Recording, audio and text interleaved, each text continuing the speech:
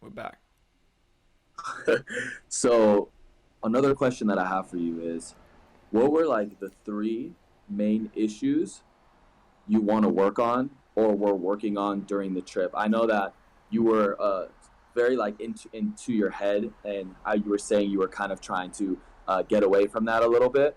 But what were like, if we could say three of the main things that you were working on throughout the trip?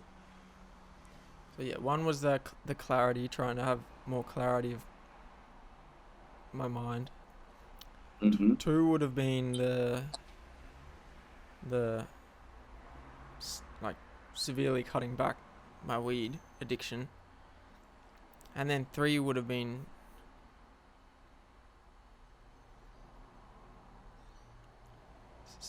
the porn addiction. To be honest, the two addictions were the things I really wanted to get rid of and clear my mind, and they were all related to each other. So someone who also like, well, with me, it's not so much so porn, but lust in a Yeah, sense. yeah. It has a huge hold on me. Like Mm. it's always, I think that would be like what quote unquote my drug of choice. That thing that keeps us from that spiritual path, Yeah. and reaching our next levels and our next formations, whatever the way you want to put it. In regards to lust, um, how do you see it like slowly like slowly deteriorating from your life? Like how do you feel like you're going to be able to achieve and overcome that hurdle? I think it's gonna have to be that process of what we mentioned earlier, rooting myself in that experience of contentedness. Because when you're completely content, like you just like I'm trying to think that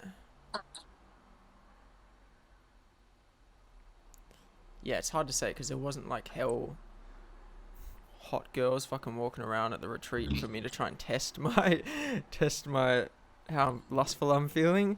But I felt very much at the time like yeah, I didn't want to smoke weed, I didn't want any of these things, and that just not wanting anything I feel like extends to any lust, whether that be lust of for sex or lust for an addiction.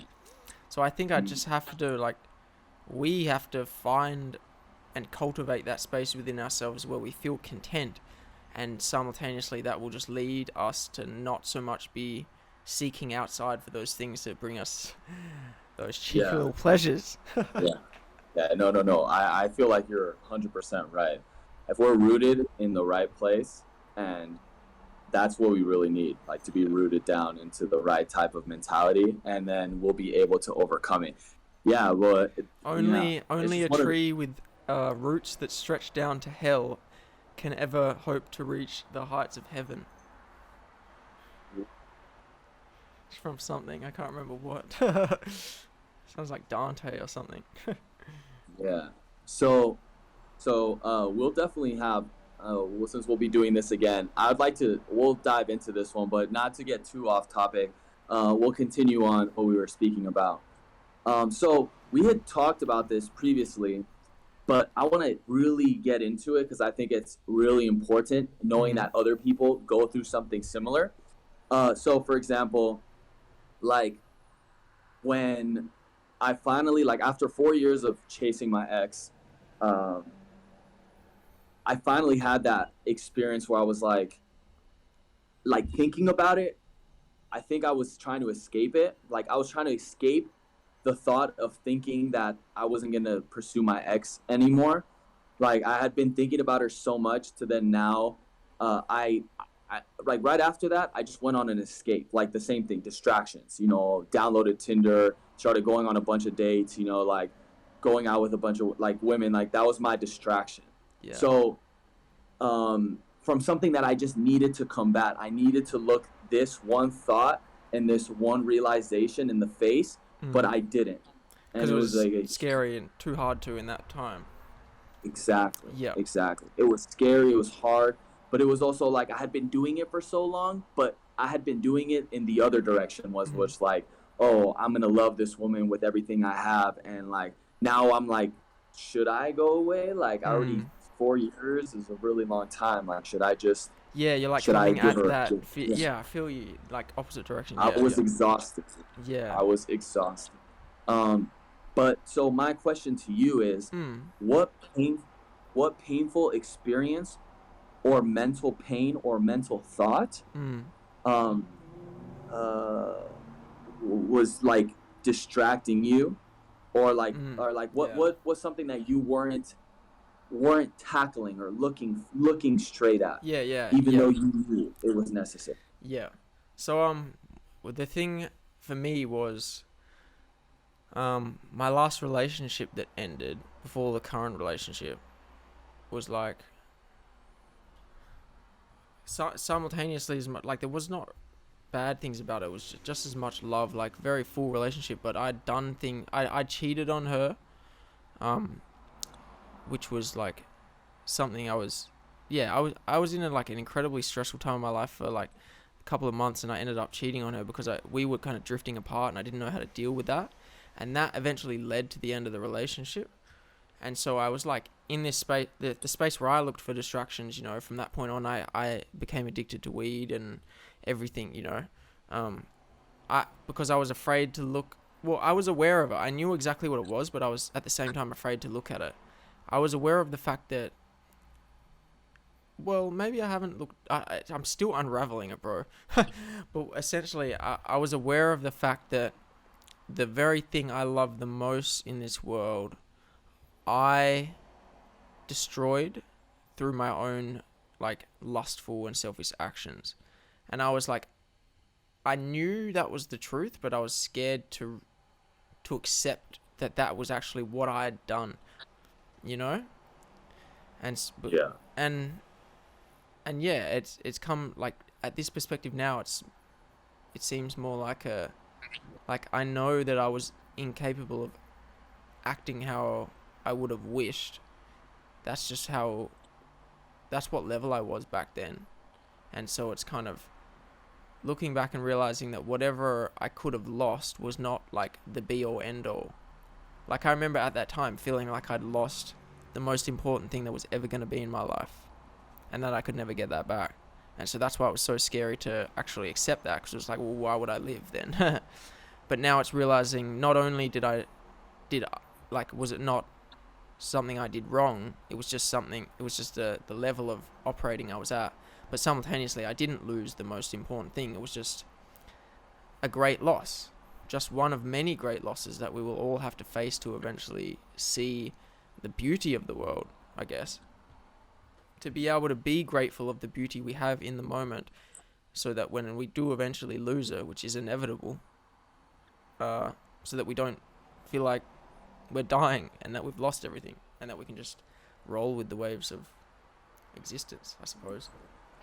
so for example, like, how would you say to someone, maybe it's not even a relationship, but maybe it's like their mother or their father, that they're scared of losing? Mm. How do you feel like they can prepare themselves? Because you said it was inevitable. How do you Mm. feel like they could prepare themselves for something like that? The loss of that person. Either the loss or the same thing that happened to us, where Mm. we lose them I like don't think because of there's our any way to actions. prepare for it, to be honest. Mm, mm, I think it's just coming to understand what's happened once it's happened. Because I don't think that we ever get that awareness until we've actually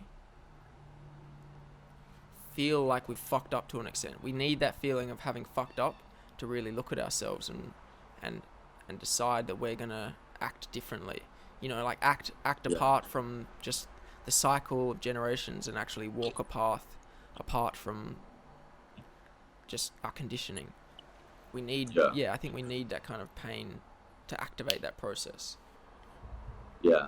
How, like, on a scale of 1 to 100, how guilty did you feel after?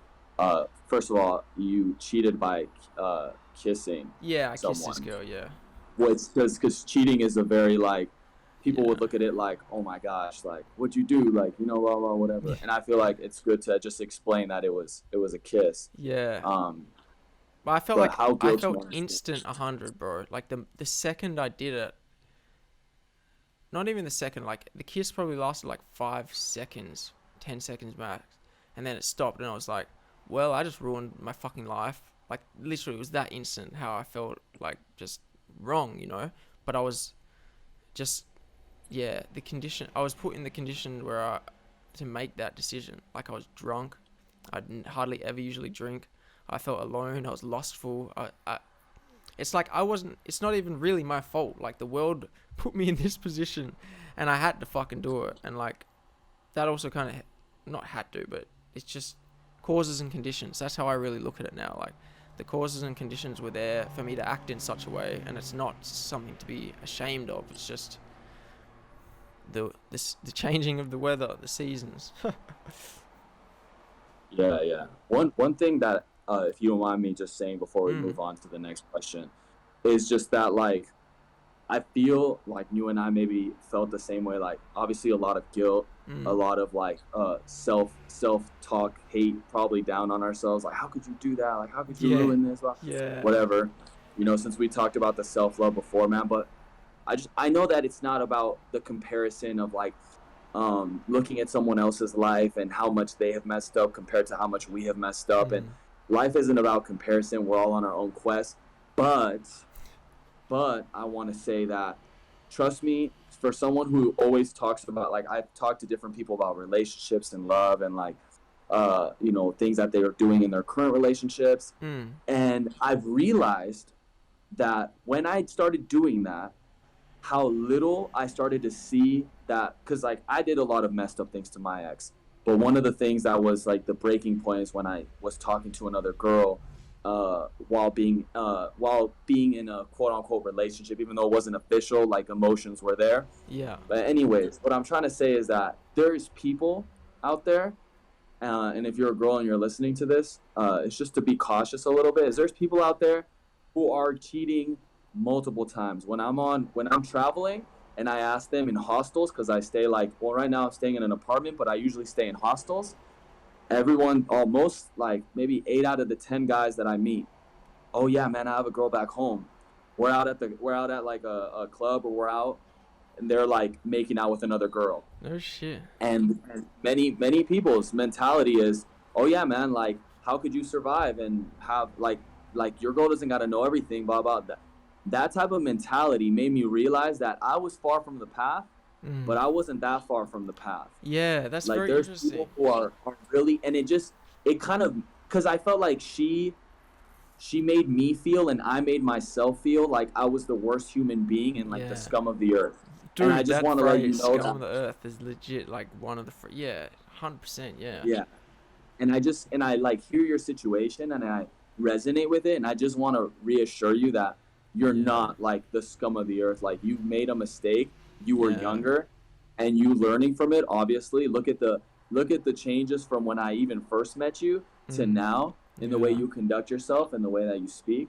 So like you're constantly evolving, but like to be so hard on yourself and like to you know, to look at that moment and be like, oh gosh, you know, it's just not something I would do, especially with your situation, because like and it's funny how it's just, you were right, but in this way you're saying like to realize that we were off the path, but like not that far off, yet we felt like we'd done the absolute worst thing. And I think there's kind of evidence towards the fact that perhaps we were very loyal people, so to even do the kind of smallest wrongdoing felt to us like we weren't ourselves almost, you know what I mean? Yeah. And it kind of felt like we could grant that level of looking down on ourselves. But yeah, you're right, it's not reality. There's so much. You continue. But what's good is that it's great that we felt that, because that's what made us want to change so badly. So in a way, that was great for us. Like it was good, but for a long period of time, I wouldn't want to keep that mentality. Like I'm the worst person on this earth, because I had that feeling for years. No shit, but that's what fueled me so much. That was my gasoline. Bro, that's so brilliantly said, and also like I don't think I've heard it like that before. It's like they even say, there's this saying I think I heard recently of I think it was a Hindu person, Ramana or some shit, but the saying was something like, when you you take a, if you have a thorn stuck in your foot, you take another thorn to kind of like wedge it out, but then you don't hold on to the second thorn. You throw them both in the fire. And it's kind of like, we went through this period where all of a sudden we had this big thorn in our foot, which was the pain of having lost this person. And then we kind of managed to deal with that with this kind of second pain of thinking, oh, well, we're the worst person in the world. This makes sense. But it's like, once we kind of resolve those two things, we have to let them both go. Like, we can only use that feeling like we're the scum of the earth for a certain amount of time as gasoline to get away from that place and move forward. Yeah, that's, whoa, you made me realize some stuff with saying that out loud. That was good. Yeah, no. It's just when I hear about your situation, it's very similar to mine. Yeah. And like, I don't know, man, like I look back at that moment, and that's why even things didn't work out between us. It's one of like the most bittersweet experiences of my life, because I needed that to happen for me to become who I am today, like to be happy with myself. Maybe you would have never gone on a retreat like this. Maybe you would have never made the music you did that helped other people 100%. Without this experience. I mean, that has been the one thing, at least I have been able to acknowledge constantly, is that I never would have been able to create any of this music without having this much pain to just express. So yeah, you're 100% right. It's bittersweet in a beautiful way. Just as a real quick side before we go back, that has something to do with music and what we were just talking about. Do you ever see yourself writing an album about the past and like the ex, and do you see that, even though it's a little bit in the past? I would probably like express it more on individual songs if I felt it, but I can't see myself doing a whole album, because the plans I have for albums are more so, I only really have one more plan for an album that's kind of conceptually my own idea. The rest of the albums I have moving forward are really just things I want to do, like massively collaborative, massive collaborations, you know what I mean? Yeah. See what comes out from those things. Exactly. Okay, sounds good. So going back to what we were talking about, the forest, what was the biggest difference in how people lived there compared to here?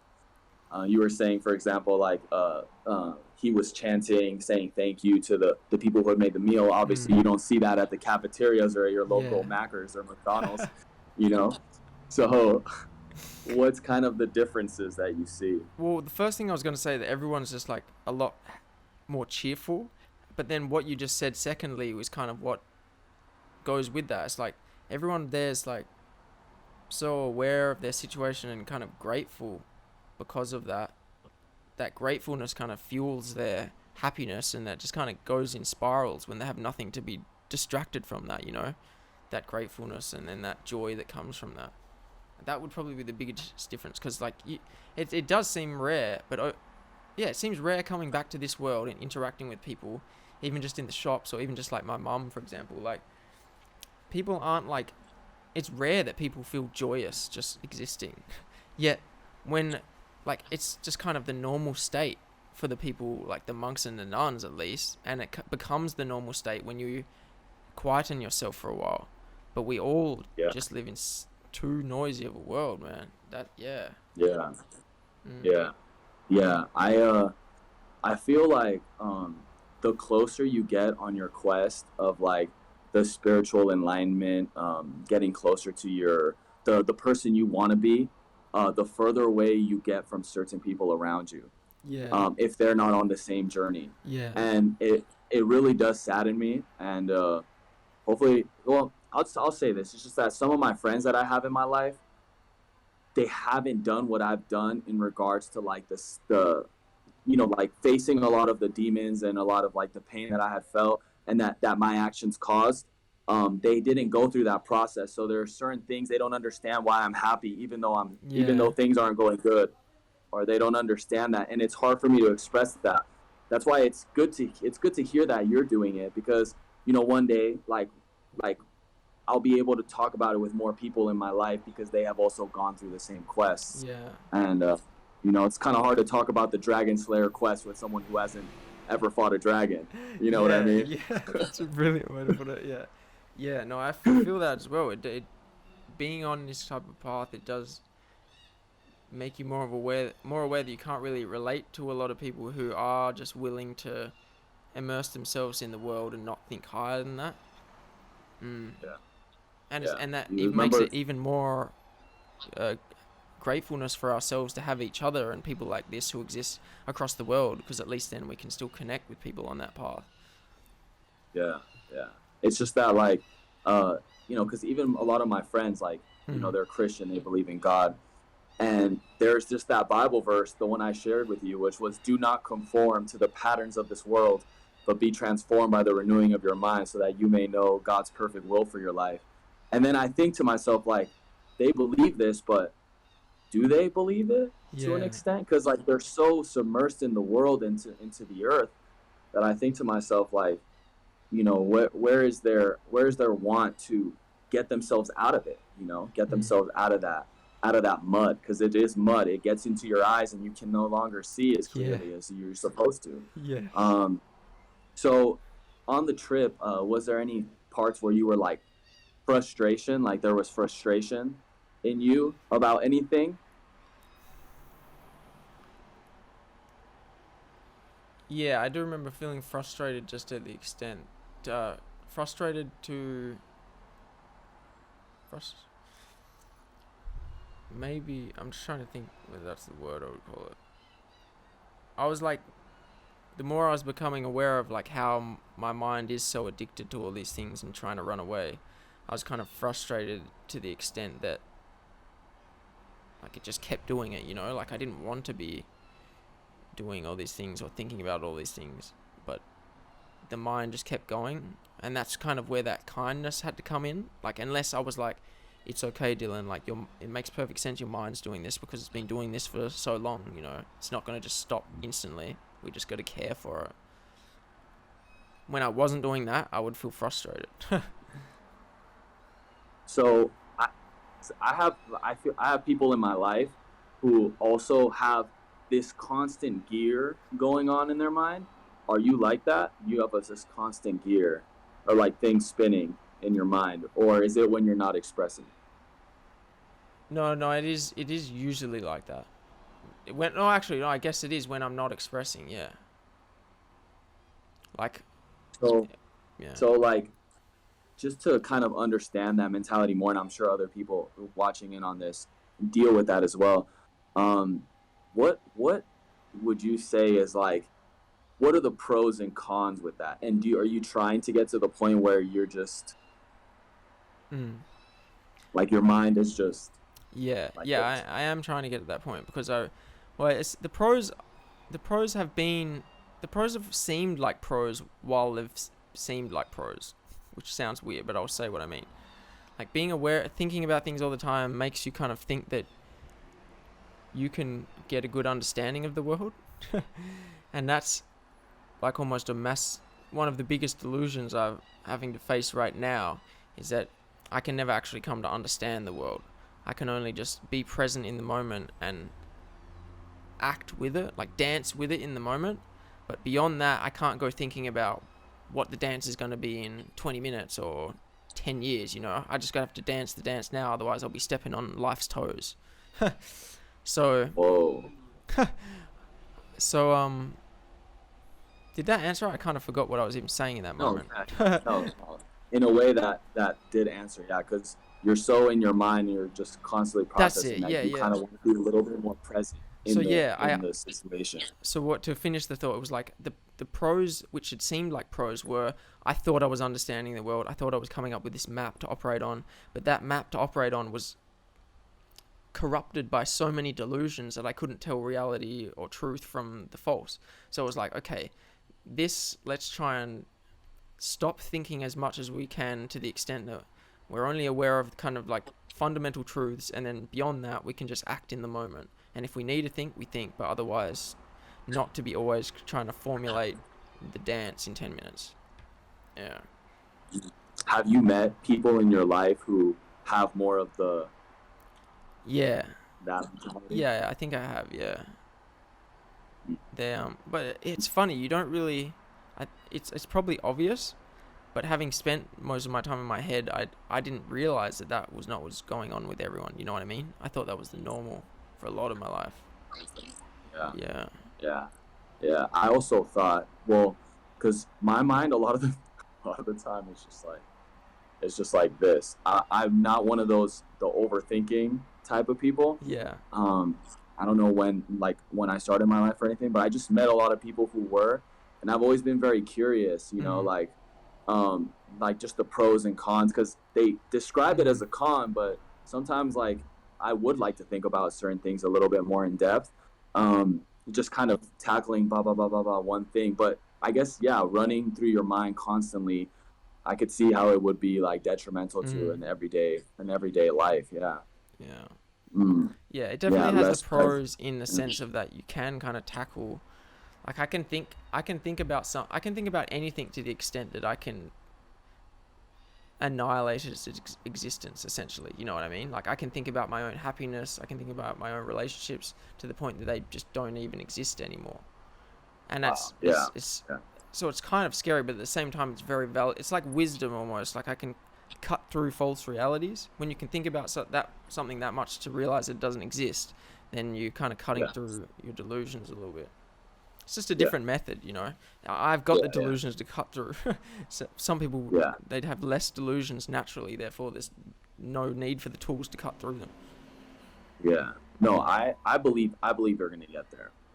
I believe you'll get there because you're very driven, and like the people I've met in my life who have that, first of all, they're not doing much about it, and then secondly, like I can just tell, like they just accepted this is who they like quote unquote are, or quote unquote like what they're designed to be or whatever. Yeah. Instead of looking at it like this is something that I could improve upon. So, kudos to you in that mentality, and I agree that I do believe you'll get there for sure. For sure. So, thanks, dude. Talking about the trip a little bit more, I saw that you had your journal out. Do you mind reading one little thing from it? It doesn't have to be like everything, obviously, Yeah, actually, I've got a poem in here I'll read you, or like a lot of what I'm writing was just like prose, not poetry in the sense that it's like a poem, but like for free consciousness kind of prose type of thing. I'll read you one of those I wrote. All right. Let me just give me 1 second.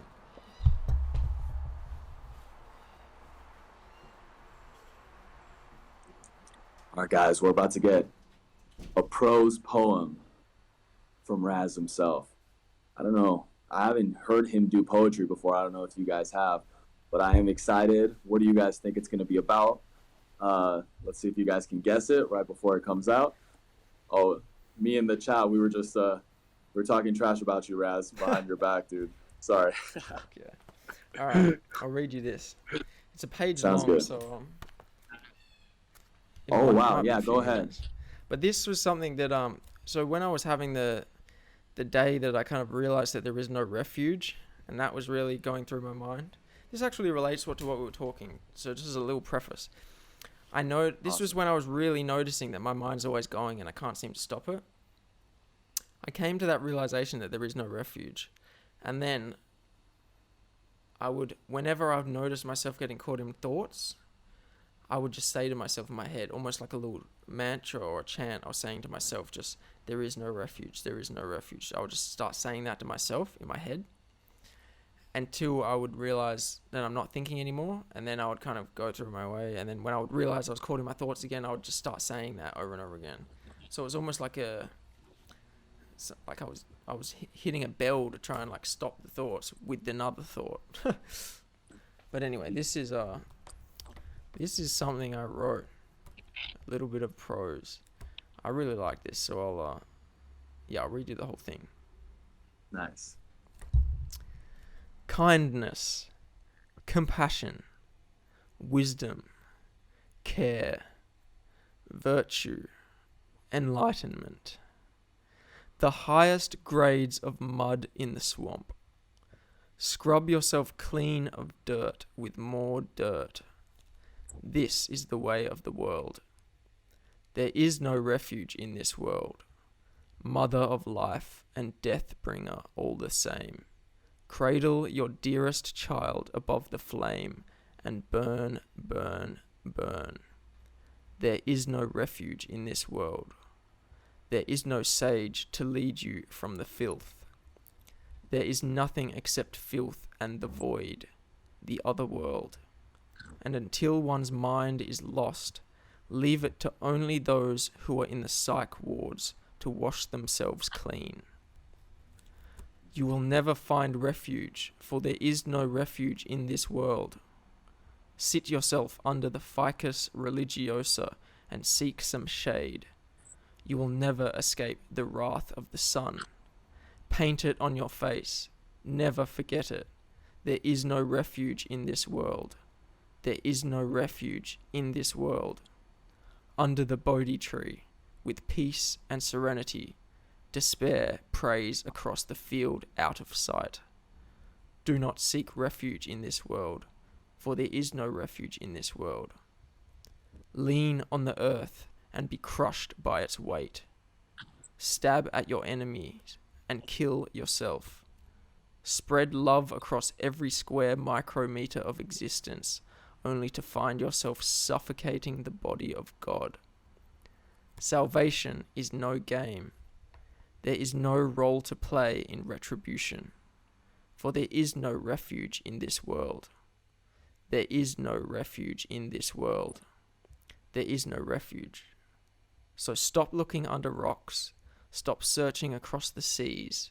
There is no voyage away from the now. Here is where you will come to be crucified. Never forget it. Tattoo it on your soul. There is no refuge in this world.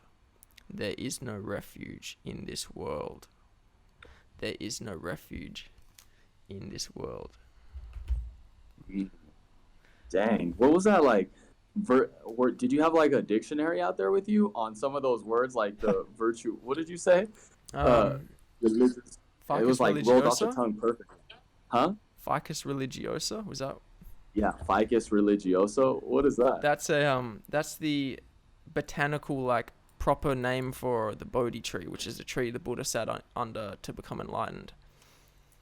Yeah, I did actually have to. No, I didn't have to look it up, but I found one of those trees in their gardens, and they had it written underneath, like the actual botanical or scientific name. So I didn't know that off the top of my head.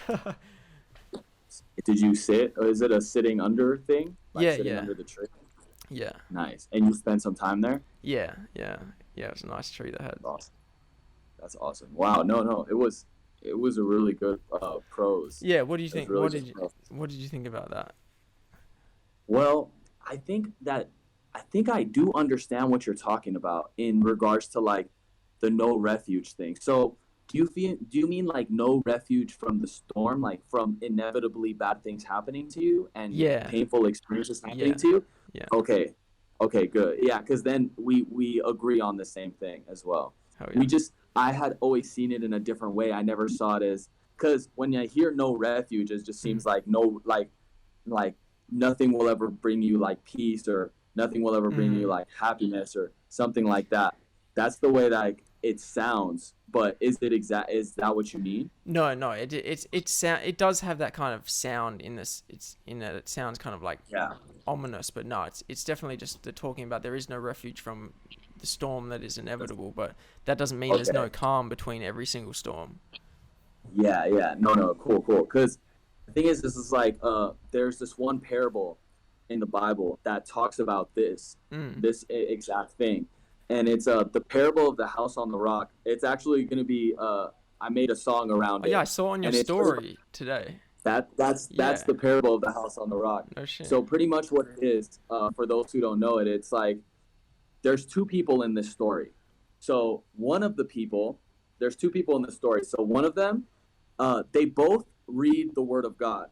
Both of them do. But the only difference is that one person applies the scripture, and then the other one does not apply what they read. So one person, the one who applies the scripture, is built his house on the rock, while the one who does not apply the scripture builds his house on the sand. And what happens is that in both stories, the storm comes. the storm of Mm. life comes. It's inevitable that the storm comes, but the one who built his house on the rock, the one who, because he actually applied the scripture, is better prepared Yeah, for yeah, the yeah. storm ahead, unlike the one who is on the sand, who wasn't prepared when the storm came. Yeah, that's And that's yeah, exactly that's exactly what I'm trying to get at with this. It's the fact that we can't, like, to, in this analogy, the parable from the Bible, to build our house on the rocks, to me, is to root our existence from that place of stillness. That is the analogy there. To go through the world and to never build our house on rocks, but just to build it on the sand, is just to live with our mind as it is, always skirting, going after yeah, pleasures, etc., etc. But if we can build a mind which is not swayed by pleasure or blah blah blah, then that is to build our house on the rocks and to be able to wade any storm. Mm. yeah. And I feel like this is also like what's nice about that story is that it kind of, it also tackles the fact that like we look at people and we judge them because of the fact that like in both situations, both of them had read the Bible or like knew the scriptures or whatever, but one applied them, but the other one didn't. So technically, one of the people could be like a pastor, or one of them could be even like like a Buddhist monk who isn't living his way, or a Muslim or whatever spiritual path that the person's taking. But it really goes down to like the application of those Yeah, things. And so it could be like someone can have the biggest name, like, oh my gosh, that's like the number one pastor like on TV. But does that mean that his house is on the rock? Because it's about the application of it. mm. And then it just like, it made me feel very like, wait, why am I ever gonna judge people by how they look when I really just have to be looking at their actions to see who this person Yeah, really yeah, is? Because I just want to say a real quick thing. There's been people in my life that I'm not gonna name call them, but I've told them like, oh yeah, I talked to this guy named Raz, and then I showed him your videos and like you with the face tattoo, and they're just like, oh, this guy, like what does he like, worship like like the devil or something, like why does he have like these tattoos? that's And I'm so like, funny. you guys don't know him, or like you guys never talked to him, so like why are you they come at that angle. Yeah, But it's just so like I don't even fight, I don't even try to argue with like foolishness anymore, you know what I yeah, mean? Because it's just a complete waste of time sometimes. yeah. So yeah, man, it's cool that we wrote about something, or like you wrote about something and I knew about something, and it Yeah, kind of like in its way still mixed together yeah, perfectly. legit. It's awesome. Yeah, It's awesome. I mean, it might be like that truth regardless isn't gonna change, and truth is always gonna be like that's what I was there gonna say regardless. about, from what you were just saying about, like, it doesn't even matter the denomination. Like, the fact that I would call myself more of a Buddhist and you call yourself more of a Christian, that has no implication of the fact that each of us are trying to apply something which is beyond any word, beyond any particular tradition. It's the kind of embracing life in its fullest extent, and that is what makes us close. There's no division because I like this way of doing it and you like that way of doing it, but it's the application Yeah. of the actual what we're speaking about that makes the Yeah, it's difference. no, and it makes a difference, and it makes complete sense, because Mm. I think even when we first spoke, I was hesitant in bringing up my beliefs, knowing that Yeah, they were contrary to yours, not knowing how you would respond, but in a way yeah. then I wouldn't be being myself, because I'd be hiding who I am Mm. to someone, and that felt ingenuine. Mm. So I remember, I think I talked about it, and you were just very like like accepting and like understanding of our different spirit, because we were still on the same spiritual quest Yeah, regardless, exactly, you know exactly. and like we say, is like the truth will always come out on top, and like we're both still very early on, if anything, like in our lives, hopefully, right? Yeah, That's what we're hoping for, is that we're very early on in our lives, and so like we still have a lot to discover, and the truth mm, is going to show itself regardless at the end, especially if exactly. we're working diligently to find it. Mm. And Yeah. yeah, I'm excited to work diligently towards it because I can't think of anything more exciting than that, to be honest. Yeah, no, I definitely feel you. Um, okay, so thank you for sharing the things from your journal. No Uh, worries. all right, so I Thanks think we for only giving have me the like three or chance four to. more I've been wanting questions. to read that out. Hey. Oh, that's great. Yeah. No, because I realized that in a lot of your albums, you put a little something like the killing the doves, and then Yeah, the little you know, snippets of for talking. the Yeah, money, like you talk about money, I think in your yeah, first that's right. multilinear. Yeah, the money one. Um, yeah, and like we're all the yeah. You have all these different quotes throughout. It'd be cool, man. You can almost put your That's own true. Yeah, talking into some of that. Yeah, good idea. yeah. But so my question is now, when you're coming back, did you feel overwhelmed, or what was your mentality on your return? Like like forest seclusion, Mm. boom, submerged back into your life. So the mentality was I wanted to just maintain that stillness as much as possible, which was obviously not going to happen because I'm not in this quiet place anymore. Like literally and also symbolically. Like I was coming back into this world of engaging with the internet, etc., posting stuff, etc.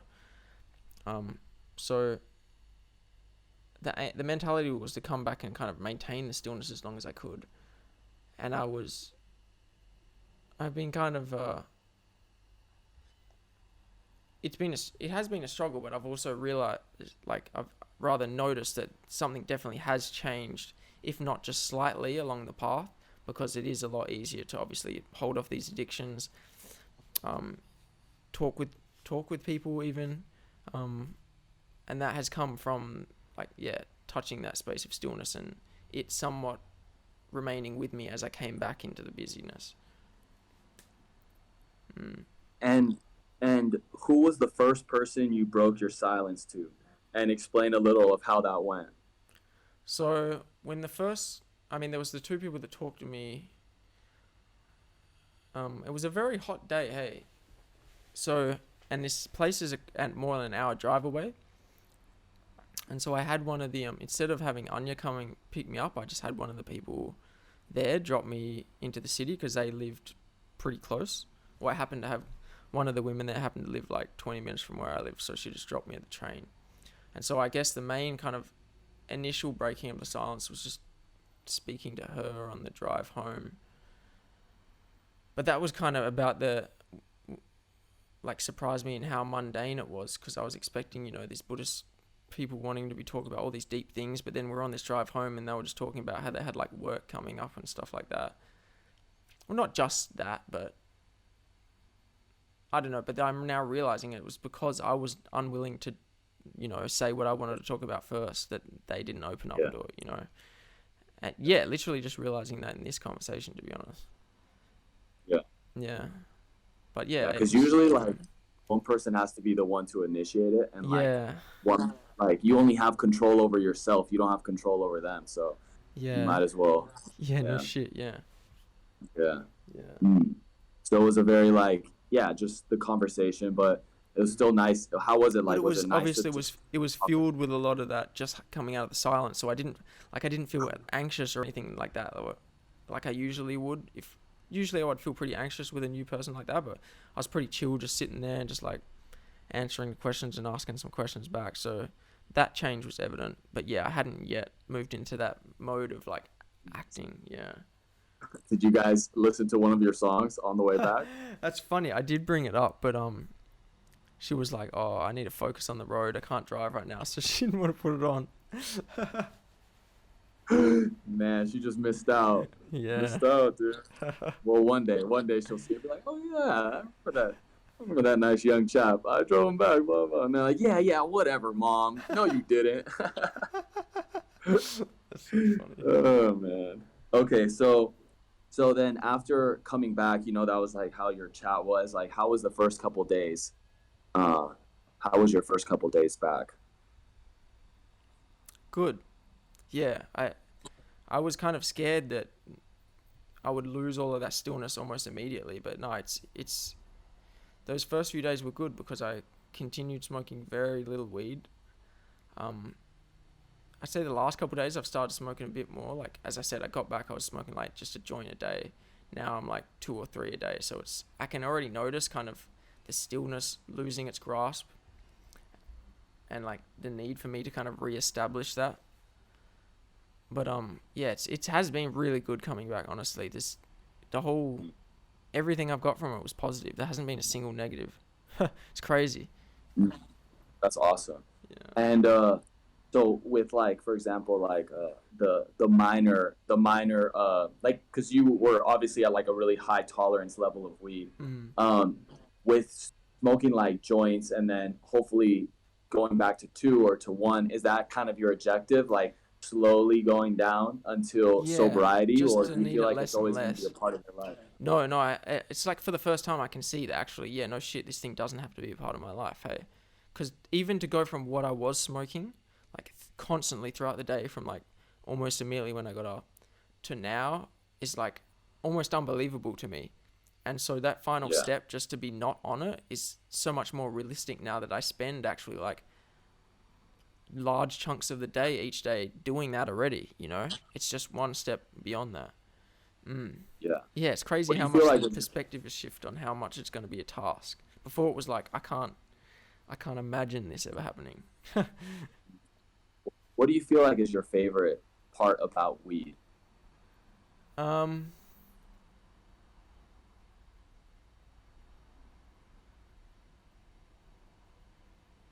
it brings me that stillness, you know. It brings me like a small chunk of that stillness, but it's like not lasting stillness.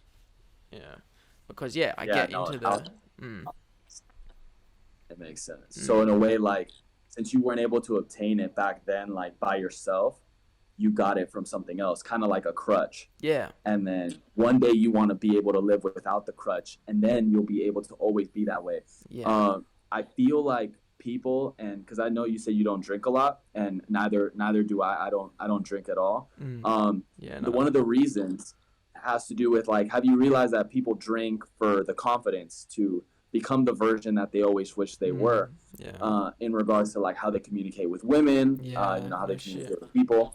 But in a way, like if you really look at it, they're not those people. mm, So if you strip away their crutches, they're crippling to a woman. If you strip away their crutches, they're crippling to like their job interview of their dreams. mm, If you take away their crutch, they're crippling to the people they want to communicate more fluently with. yeah, So in a way, like by combating it on your own in your own sober mentality, when you achieve these confidences and these achievements and goals that you've always wanted, that this is coming from you.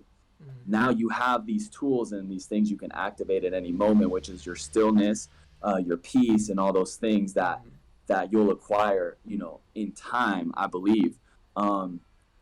So yeah. And it's yeah, it is scary to think that while we're using the crutch, we don't necessarily see clearly that we aren't these things. We're just kind of bringing these states on, but we aren't having really control over them. And ultimately, we would like to be able to control when we can act, not be dependent on outside factors. Mm. Exactly. Exactly. Yeah, yeah, yeah. Definitely. Definitely. I would say that's one of the big things about sobriety. Very underrated is that people don't realize that everything that you gain, all the qualities, you can at least put those to yourself, and like and be like, Yeah. I was able to accomplish this. Yeah, Mm. yeah. And not feel like missing a part of yourself when you don't have those things. Exactly. Yeah. Exactly. Yeah, yeah, yeah. Definitely. Okay, the stillness. That's interesting because most people think musically you'd be like, oh, the creative juices, blah blah, like No, something no. like that. But you were seeking that stillness, huh? Yeah. Mm, mm. Mm. Okay, so this is I think might be the final question. Fuck So yeah. is All right. would you go back? If so, what would you want to do next time you visit? Next time I visit, I want to not I wouldn't go back. The experience was perfect, but for the next time, I want to make sure I stay there the whole time without freaking out halfway through, which I will have gotten to a place of stillness by then because I entered into this retreat. Mind was crazy. Next time I go into it, I'm going to be a lot more still to begin because I've reached this point where I'm at now at least. So next time I want to stay there the whole 10 days and simultaneously not want to have to take joints just to like have not to go crazy. I would like to, well, that will be working towards currently, like getting off weed completely and then finally being able to go on a retreat completely, stay on it, no weed, just live it how it's supposed to be lived. Because that will be the ultimate test for me. And I do So actually want to do that soon as well. Not like next week or anything, but like within the next 6 months, like do it one more time before I end up coming over to America and shit, you know. Mm. that sounds good. Well, okay, I lied. I do have some more questions, but only because of the things you said. Yeah. Um, being one of your friends, and you know, like how, like, if for example, if I was to see you kind of straying away, like let's Mm. just say I see you like a few more bong hits than usual, or like Yeah. you know, see you Even if you see like me with with the seven bong at joints all, hey. out at once. Seven. Huh? No, that's funny. Like for example, like what if I was to see that Yeah. as a friend, like as a person, how would you like someone to bring those things up? Because like if I was to Mm. bring those things up, I would obviously be bringing it out of love and consideration Mm. for your future, instead of thinking like, you know, like, because I think a lot of people, they would just be like, they wouldn't Mm. say anything because they don't really care. Yeah. But as a friend, I've always wanted to be a real friend, which is actually like saying things that are uncomfortable at times Yeah. because it's for the betterment of the other Mm. person. How do you feel like what gets through to you, and what's like the best way of communicating that to you? Maybe remind me there is no refuge. Legit. Mm, Because I feel like that's something I've mm, kind of nailed into my brain enough now that I know what that means, but I just forget, you know. Sometimes I probably need to. I'm imagining if I'm in that type of state where I've got the seventh joint in my hand all at once, I need to be reminded that to stop seeking refuge, you know, because I know it doesn't exist in that way. Mm. And do you feel like people get through to you with a more gentle tone, or is it one that's more stern? I don't know, because to be honest, I don't have people. I I've never really had people speak to me like that, you know. I guess yeah, obviously caring, but like what I imagine like a really good father would be, like a father's has somewhat of kind of a stern like solidity, but is doing it for you, so it's caring at the same time. Yeah, I Mm. agree. I agree. And like almost like saying something that you don't want to hear, but knowing that the discipline that they want you to go through is coming out of love. Yeah. So in a way, like there's this really good combination that I feel like I want to learn to achieve, which is to talk to someone and to get your point across, but always them knowing that it's coming from a loving place. Yeah. Um, you I know what I struggle with mean? that. Hey. So I'm not sure if that means saying things more gently, Mm. or them knowing you so well that they know the things that you Yeah. say are always coming from a loving place. But it's just like yeah, Yeah. it's an interesting thing, because I just want to know, like, you know, as a friend, because I feel like with other people, I should have asked him this earlier, because sometimes, like, you know, I'll be like, dude, like, I'm trying to help them out, but they don't like that. They just want to learn Yeah. to help themselves, you know? So everyone's different, but I think to myself, like, if I was in that situation, Mm. like, I would like someone to just talk to me, Yeah. and like, and if I'm being stubborn, like, be persistent, and you know, keep showing that, because like maybe we're not ready to hear that lesson now, but in 2 weeks we are. Mm. So yeah, I guess just talking about it with you, I wanted to know, like, because I know like right now it's like people come back from like Bible retreats all the time, like very high up. It's like a thing. It's called Yeah. like a spiritual high, Yeah. and they talk about it like a Bible camp high. So they go to Bible camp, and then they come back like in that week, and they're all like, "Oh yeah, like I'm gonna dedicate my life to the Lord," blah blah whatever. And then like slowly, as time and as the earth weighs down on them, and their Mm. worries come back into their mind, you see the slope going down, Yeah. and it's just one of those things, like, how would one person want to help the other person get back on the right road? Yeah. I feel like is essential for your friends, or like me, or like Anya, to know. Mm. um you know. Yeah. Yeah. That's very well put. Because it is like that. Hey. It is like you come off a high and you need to kind of, you either let that just go away, or you do your best to maintain like what you've learnt from that kind of has brought you the high. Yeah. Mm, Yeah. Yeah. Well, those were all my questions. fuck yeah, we did it. Raz is probably like, man, I'm never asking this guy to write down questions. We're gonna be here for 3 hours. No, I appreciate you so much, man. Like I really do appreciate not only just you being willing to be a part of this channel, but just like helping me more kind of solidify exactly whatever the fuck experience I had, because just talking it through with you and like having more specific questions for me to think about it helps me actually digest the experience I've had and hopefully maintain and be able to conserve that stillness for an extended period, you know what I mean? And not have to feel the weight of the world or depend on that to feel whole. So yeah, I appreciate you, dude. I love you, Omar. Thank you so much for joining me. I appreciate it. No, I appreciate the situation as well. And yeah, it was, I just want to say, like, it was really awesome to like see someone kind of going on this like spiritual quest. And I feel like other people out there who are listening in, like, they're so caught up in the world, especially like being glued to our phones and being glued to like sometimes even our earthly desires just constantly surrounding us. To be like having a conversation like this seems to be very rare, because Yeah, I do Forrest feel that. really going out there, like, why would someone want to do that? And then maybe it just spurs a thought in them of like, maybe there is something more that I could be doing, or maybe there is something else out there, and I feel Yeah. like some of those questions are very critical, and like not many people are talking about them.